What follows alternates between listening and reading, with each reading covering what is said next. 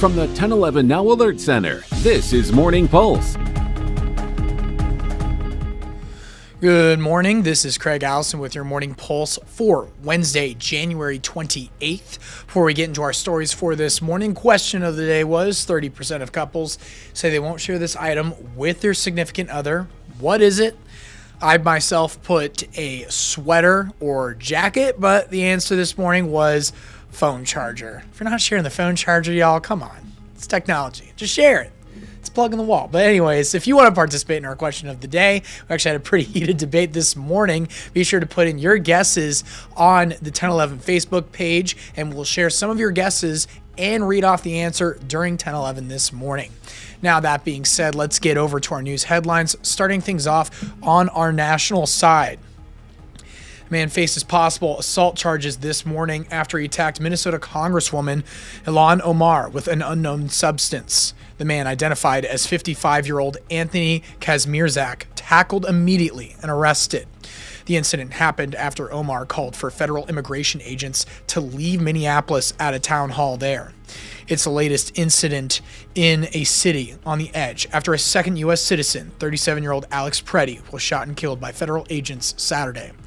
A memo sent to Congress by U.S. Customs and Border Protection confirms what's heard in recordings that an officer yelled, quote, "He's got a gun," end quote, multiple times before two agents shot at Preddy. No mention of Preddy brandishing his gun, as Homeland Security Secretary Kristi Noem claimed earlier. President Trump said he's waiting on the investigation and calling it a, quote, "very unfortunate incident." On Capitol Hill, Noem, under bipartisan scrutiny, the president's advisor, Tom Homan, met with Minnesota Governor Tim Walz and Minneapolis Mayor Jacob Frey yesterday, and afterwards, Frey released a statement saying he, quote, "made it clear that Minneapolis does not and will not enforce federal immigration laws," end quote, adding that the city, quote, "will remain focused on keeping our neighbors and streets safe." And staying on that topic, but back here locally, last night, the front steps of the state capitol decorated with candles and the street in front lined with community members, showing their distaste for the current administration's immigration enforcement policies being enacted around the country. It's a sight becoming all the more common in cities across America lately. Last night's vigil was Lincoln's second organized gathering this week in response to that ICE activity in Minneapolis we just mentioned in that first story. At the Capitol, signs and chants ranging from "Abolish ICE" and "Are we great yet?" to the names of both Alex Preddy and Renee Good.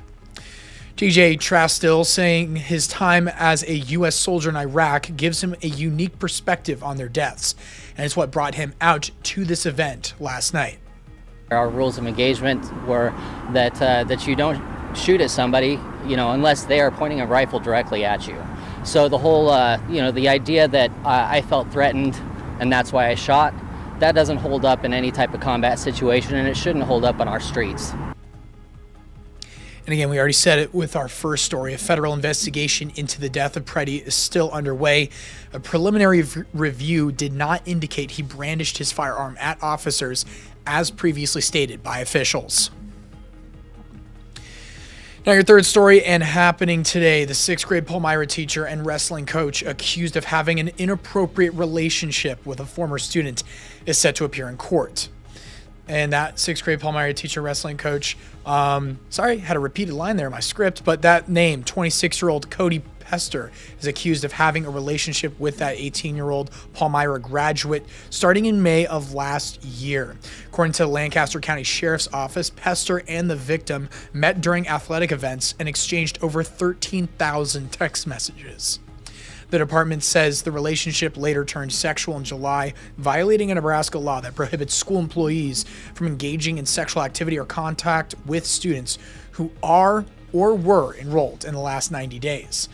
Pester was arrested Monday and is set to appear in court this afternoon, so be sure to stick with us at 1011 Now with our app and our website, 1011now.com, for the latest on this as well. For the story staying local, Lancaster County Chief Deputy Ben Houchin has officially announced he will run for sheriff in the 2026 election. Houchin is one of two candidates who has thrown their hats into the ring. Jay Pitts, a second-generation law enforcement officer, announced his campaign earlier this month, and Sheriff Terry Wagner announced his retirement in June of 2025. Fifth story, and in Capitol coverage, a lot to cover, so we're just going to hit some pinpoints here. What Nebraska students learn and when are among the discussions lawmakers are having. The Education Committee yesterday hearing public testimony on some controversial bills aimed at learning the history of communism, holding back ill-equipped readers, and reinstating suspensions for K-2 students. Education Committee hearing began with LB 1050, which would keep kids back from fourth grade if they fail a reading assessment. Committee Chair Dave Merman of Glenville brought the bill at the request of Governor Jim Pillen, citing a 2024 study showing Nebraska's fourth graders were 40th in the nation in reading. Students from a Kimball school with less than 250 students testifying in support of LB 1053, a Pillen-backed bill that would reinstate suspension for kindergarten through second grade. Upon saying suspension isn't the solution, with National Institutes of Health research showing it disproportionately targets non-white students and interrupts important social emotional learning. Now, there are a lot to bills covered and being talked about controversially, but our Darsha Dodge breaks it all down in her coverage, which you can find on our website with the full story at 1011now.com. And the last story, very unfortunate. We usually try to end on a positive note, but to Husker hoops, Nebraska's undefeated streak comes to an end following last night's top 5 matchup against third-ranked Michigan. The odds against Nebraska, but to no one's surprise, the Huskers showing incredible heart. Huskers led for more than 36 minutes against the Wolverines by as many as 11 points. But playing without a pair of key players, Nebraska suffered its first loss of the season, 75-72.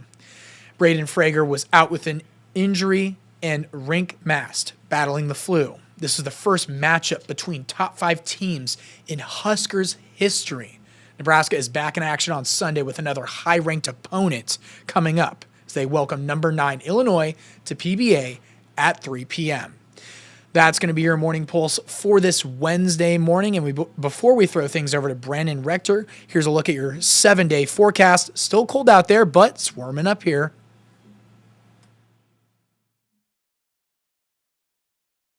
Good Wednesday morning. Meteorologist Brandon Rector with you in the 1011 Severe Weather Center. We are going to be mostly sunny for this morning, then partly to mostly cloudy as we go through the afternoon. This evening, mostly cloudy to cloudy. And after midnight tonight into Thursday morning, there will be a chance for snow across portions of central and eastern Nebraska. Temperatures at noon look to be in the mid-20s to mid-40s. At 4, temperatures ranging from 29 in Wayne and Tacoma to 50 in Imperial. At 8 this evening, we are in the upper teens to mid-30s across the state. In Lincoln for today, warming up to 34 for a high this afternoon, just 2 degrees shy of our average for today's date. Mostly sunny this morning, partly to mostly cloudy as we head into this evening. From the 1011 Now Alert Center, this is Morning Pulse.